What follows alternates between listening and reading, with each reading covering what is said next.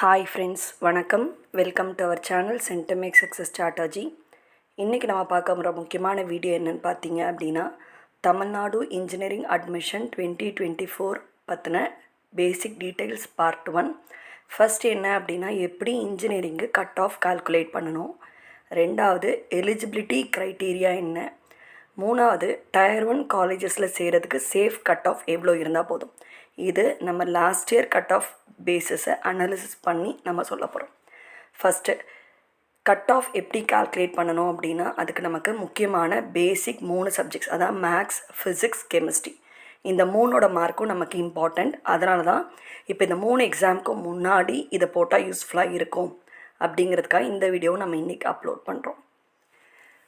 Maths mark 100க்கு எவ்வளோ எடுத்திருக்கோமோ அதை அப்படியே வச்சுக்கணும். அதோடு சேர்த்து ஃபிசிக்ஸ் ப்ளஸ் கெமிஸ்ட்ரி மார்க் ரெண்டையும் ஆட் பண்ணி வர்றதை 2ஆல் டிவைட் பண்ணணும்.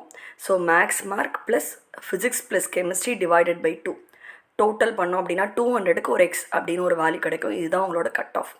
இந்த கட் ஆஃப் ஓவரால் தமிழ்நாடு ஸ்டூடெண்ட்ஸோட கட் ஆஃப் வச்சு தான் நமக்கு ரேங்க் லிஸ்ட் வரும். இந்த ரேங்க் லிஸ்ட்டை பொறுத்து தான் நமக்கு கவுன்சிலிங் நடக்கும். இப்போ எலிஜிபிலிட்டி க்ரைட்டீரியா அப்படிங்கிறது என்ன அப்படின்னு பார்த்தீங்கன்னா, ஓப்பன் கேட்டகரி அதாவது ஜென்ரல் கேட்டகரி, ஓப்பன் கம்யூனிட்டிக்கு 50%, டோட்டலாக மேக்ஸ், ஃபிசிக்ஸ், கெமிஸ்ட்ரி சேர்த்து நமக்கு கிடைக்கிற கட் ஆஃப் 100க்கு மேலே இருக்கணும். பிசி பேக்வேர்டு கிளாஸுக்கு அந்த 200க்கு 90க்கு மேலே இருக்கணும். எம்பிசிக்கு 200க்கு 80க்கு மேலே இருக்கணும். எஸ்சிக்கு ஜஸ்ட் பாஸ் பண்ணியிருக்கணும் 3 பேப்பர்லையும்.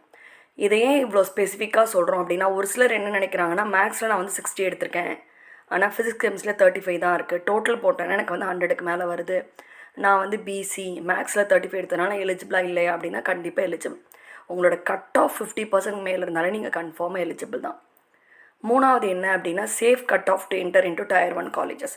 ஸோ ஸ்பெசிஃபிக்காக டயர் 1 காலேஜஸ் அப்படின்னு நம்ம டாப் 10 காலேஜஸ் எதுன்னு பார்த்தோம் அப்படின்னா, CEG Guindy, MIT Chromepet, PSG Coimbatore, SSN Chennai, CIT Coimbatore,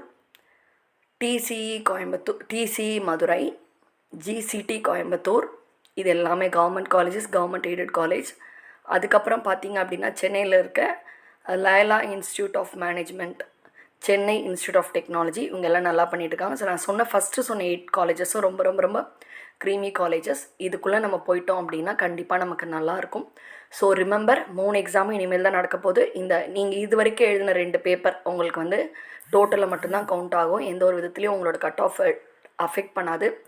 so இப்போ நீங்கள் எழுத போகிற 3 பேப்பர் தான் உங்களோட கட் ஆஃப் அஃபெக்ட் பண்ணும். ஸோ உங்கள் கட் ஆஃப்காக கண்டிப்பாக ஒர்க் பண்ணுங்கள்.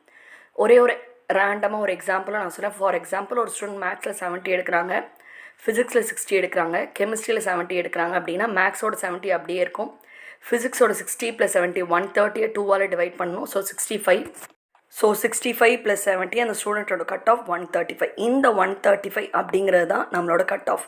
இது மாதிரி வர்ற கவுண்ட்டு தான் நமக்கு எலிஜிபிலிட்டிக்கு 50%, 45%, 40% எல்லாமே. ஸோ உங்களுக்கு கிளியராக இருக்கும்னு நினைக்கிறேன். இதோட பார்ட் 2 வீடியோ அடுத்து நம்ம பார்க்கலாம். தேங்க்யூ, தேங்க்ஸ் ஃபார் வாட்சிங்.